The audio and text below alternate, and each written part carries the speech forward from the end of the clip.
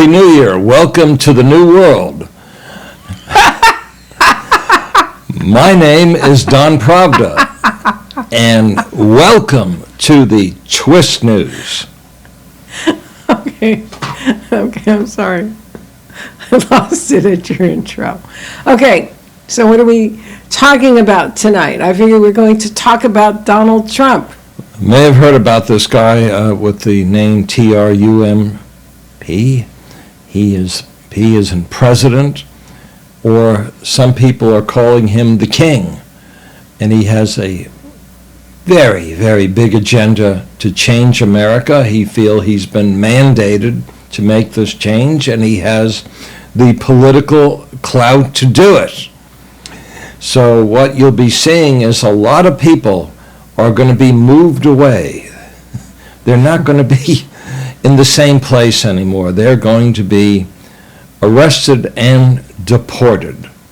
And hopefully many of them are criminals and not just nice, ordinary people. Yeah, he really wasted no time in deportations. But he didn't waste any time in all these executive orders. I think he took methamphetamine so that he could just do order after order after order after order.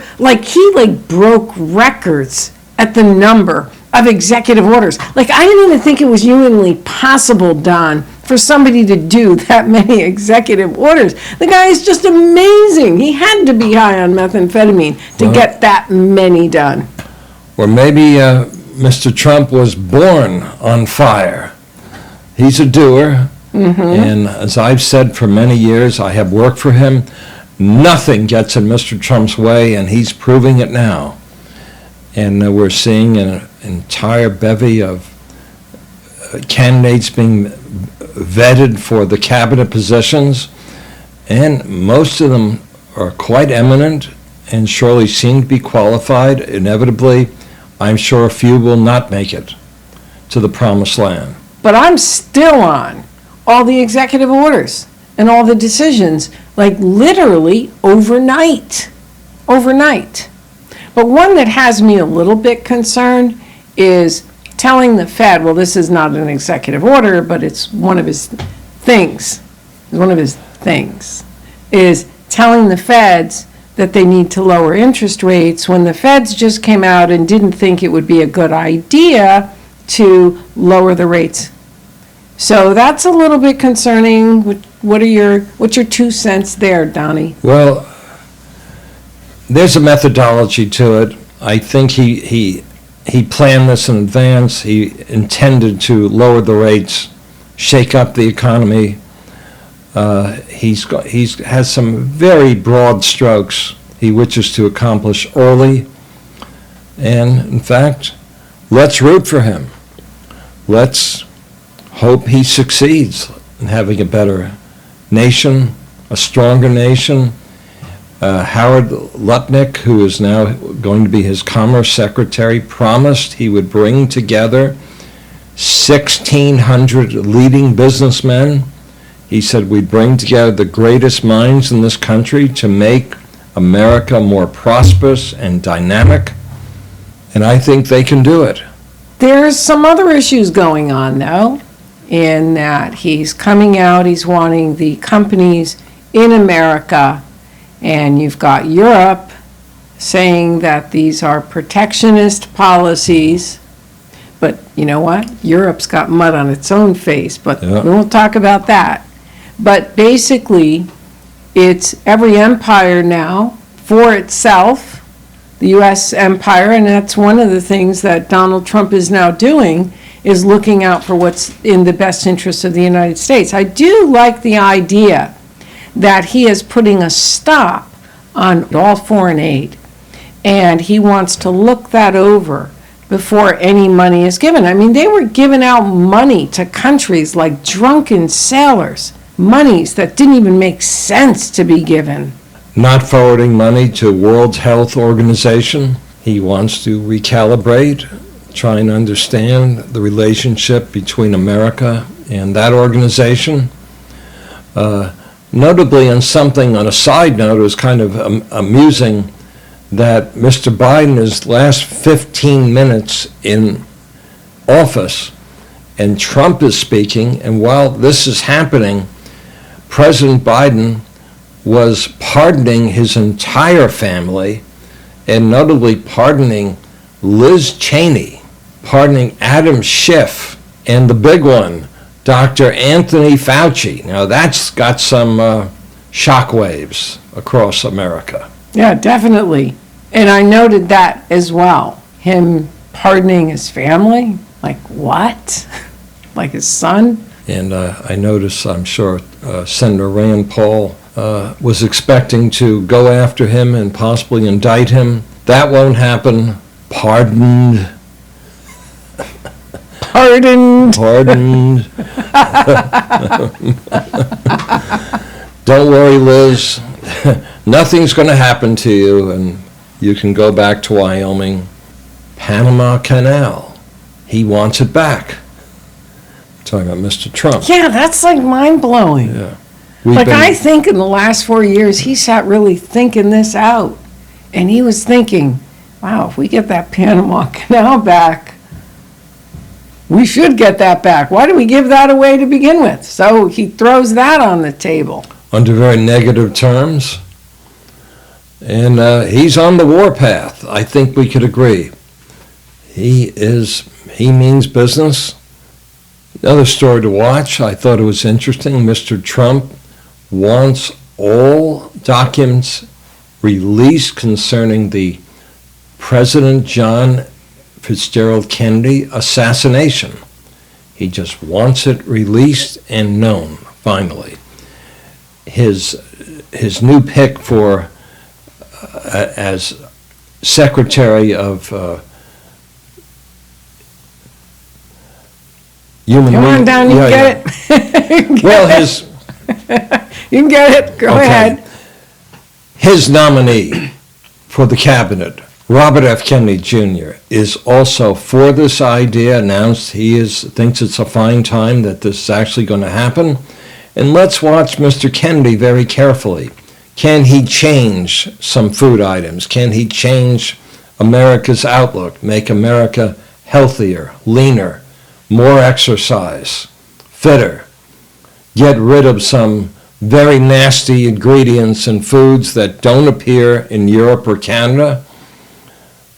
Let's see, it's a very interesting story for me. I don't know about for you. I find it interesting that all the communication has stopped concerning anything to do with, from the FDA, anything to do with health. So now we're in the middle of a bird flu crisis and no communication. And I really kind of can't figure out why he's doing that. And by the way, no other president has ever done that. So that one's got me a little baffled. What do you think, Don? Well, I think in the next, by February 1st, there's going to be more communication. The various agencies will be coordinating. That was said.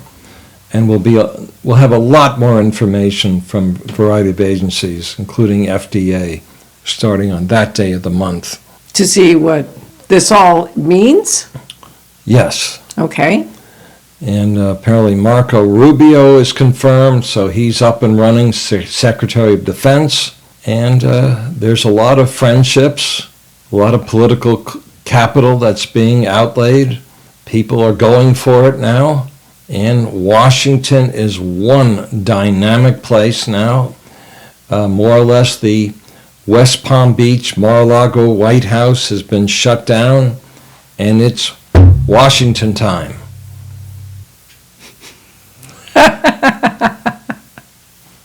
Okay. So you mentioned earlier in the show the deportations. Yeah. We've had about, I believe it's about 12 million immigrants. And the last few years have gone through the southern border. So there's this 12 million figure. That's a lot of people. So I think it's been since about 2019. No, to give you a perspective, there's 11 American states that only have a population of 1 million or less. Now we have an extra 12 million, which is undocumented. What Trump is also trying to do is that if your hearing does not come about, you just can't walk away anymore like in the past. He's trying to change that so people just can't go into the wilderness and say, oh, we're legal now. It doesn't seem to work that way anymore.